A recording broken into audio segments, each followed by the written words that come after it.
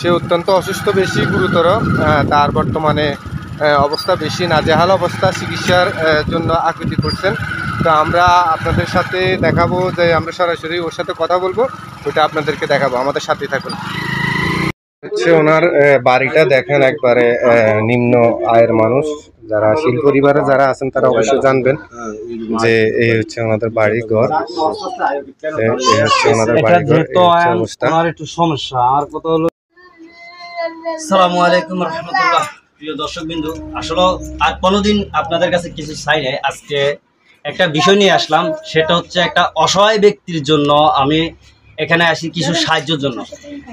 আপনারা যদি মনে করেন যে 5 টাকা একটা চা খাইতে এখন বর্তমানে 10 টাকা লাগে, যদি আপনারা 10 টাকা এই অসহায় ব্যক্তির জন্য দেন, চিকিৎসার জন্য, ওনার অবস্থা খারাপ। আমাদের ইসাপুরা বাজারে ওনার একটা দোকান ছিল, সেলুন।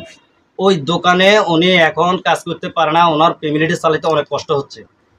এখন আপনাদের কাছে আমি 2 হাত জোর করে অনুরোধ করে বলি, যদি আপনারা 5 টাকা দেন, ইনশাল্লাহ ওনার একটু উপকার হয়। কেমন, ওনার চিকিৎসার জন্য ওষুধ আমি দেখছি কিছুক্ষণ আগে, ওষুধগুলো নিতে পারতেছে না, ওষুধ নিতে পারতেছে না। আপনার এমন অবস্থা যে টাকার অভাবে ওষুধ কিনবে সেটাও পারে না। তাই আমি সবার কাছে আসলে অনুরোধ করে বলি, যেমন আমার 40,000 ফলোয়ার, সেখানে আপনার যদি 1 টাকা করে দেওয়া হয় তাহলে 40,000। ভাই, জীবনে অনেক টাকা আমরা ব্যয় করছি চারিদিকে, এই যে ওষুধগুলা নিতে পারতেছে না, খালি অনেকটি বক্স পরে রয়েছে, যে খালি বক্সগুলো পরে রয়েছে, ওষুধ নিতে পারে না টাকার জন্য। তো আপনারা যদি একটু সহযোগিতা করেন, কারণ আমরা দেখছি আল্লাহর হস্তে অনেক কিছু আমরা দিই, মসজিদে দিই, মাজারে দিই।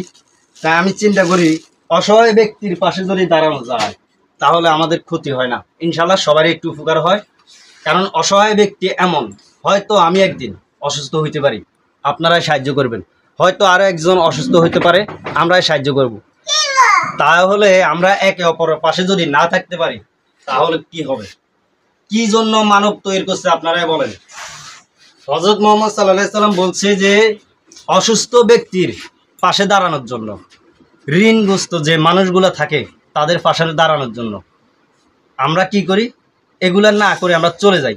না ভাই, আপনাদের উদ্দেশ্যে বলি, আপনারা এটা না করে আখিরাতের চিন্তা করে ইনশাআল্লাহ যদি পারেন এই অসুস্থ ব্যক্তির জন্য কিছু টাকা দিলে ওনার চিকিৎসার জন্য একটু উপকার হয়, উনি ওষুধ কিনতে পারে, ওনার বাচ্চাদেরকে 2 মুঠো ভাত দিতে পারে মুখে।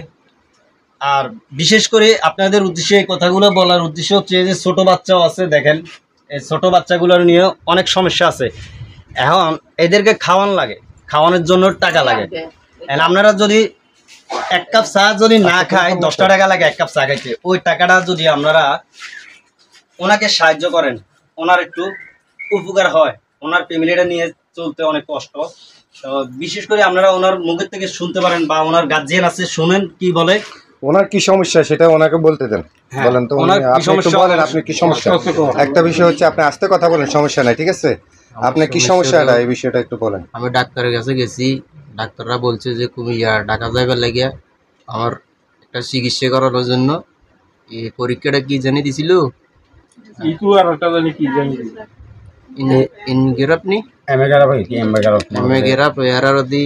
এটা করালে বোঝন যাবে যে বুকের রিং একটা গেছে না 2টা গেছে। এরপরে দি মানে যাইবার লাগে 1 মাসের ওষুধ দিয়েছে, 1 মাস পরে আবার যাইতে গেছে এই পরীক্ষাটা করাইবার লাগে। এখন আমার কাছে কোনো টাকা পয়সা নাই, আমি 10 জনের কাছে সহযোগিতা চাচ্ছি। 10 জন যদি এবার সহযোগিতা করে তাহলে যে আমি সামনের দিকে যেতে পারবো। আপনার ছেলে মেয়ে কয়টা? আমার 1 ছেলে 1 মেয়ে। 1 ছেলে 1 মেয়ে না? আচ্ছা, এই মুরব্বি আপনি বলেন তো, আপনি তো ওনার প্রতিবেশী নাকি? আপনার ছেলে?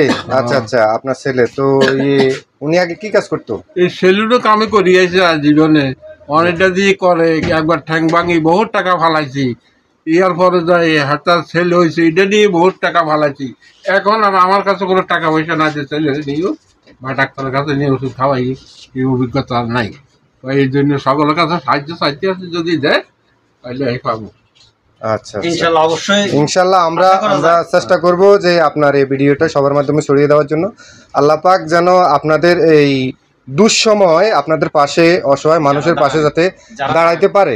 যারা দাঁড়াইতে চাচ্ছেন এই মুহূর্তে আমরা সরাসরি ওনাদের বাসায় আসলাম। বাসায় এসে এই হচ্ছে ওনার মায়ের মুখ থেকে একটু কথা শুনি আমরা। আপনার ছেলে কতদিন ধরে অসুস্থ? আমার ছেলে আজ 1 মাস 1.5 মাসের মতন। 1.5 মাস অসুস্থ না? কি হয়েছিল ওনার? ওইটা বলেছে তার স্টোভ করছে, স্ট্রোক করছে না? স্টোভ করতে মারা দিয়ে তার বলে বুকের বলে কি ইয়া নাই, ইকু না কি নাই। আর না না, এটা বিষয় হচ্ছে কি, আপনারা ছেলে যখন স্ট্রোক করছে ডাক্তারের কাছে নিয়ে গেছেন, হ্যাঁ, ডাক্তারে ইকু করছিল, ইকু করার পরে ইকুতে ধরা পড়ছে যে ওনার হার্টের সমস্যা না? আচ্ছা, তাহলে এখন রিং বড়াইতে হবে। সেটা তো এনজিওগ্রামের মাধ্যমে বলা যায় যে ওনার হার্টে ব্লক আছে কিনা, বা এই সম্পর্কে যে খরচটা আপনাদের বহন করতে পারতেছেন না, এই সম্পর্কে আপনারা চাচ্ছেন যে অন্যদের কাছে একটু সহযোগিতার হাত চাচ্ছেন নাকি? হ্যাঁ, আমি সবার কাছে আমার বুকের কত প্রাণ ভিক্ষা চাই। আচ্ছা, আসেন, আপনার ছেলের সাথে আসেন। কোনায় আপনার ছেলে কই? আসেন তো এদিকে, বই হিন্দি বসেন। উনি আপনার ছেলে না? আমার ছেলে। আচ্ছা আচ্ছা, ঠিক আছে, আমরা চেষ্টা করব দেশের মানুষ, দেশ ও বিদেশ যেখান থেকে দেখছেন, প্রবাস থেকে, আপনাদের প্রতি রিকোয়েস্ট থাকবে, আপনারা হয়তো এই কুমিল্লা জেলার লাকসাম থানার ইসাপুরার অধীনে ইসলামপুর গ্রামে ওনারা বসবাস করে। ওনারা হচ্ছে হিন্দু পরিবারের সম্প্রদায়ের লোক।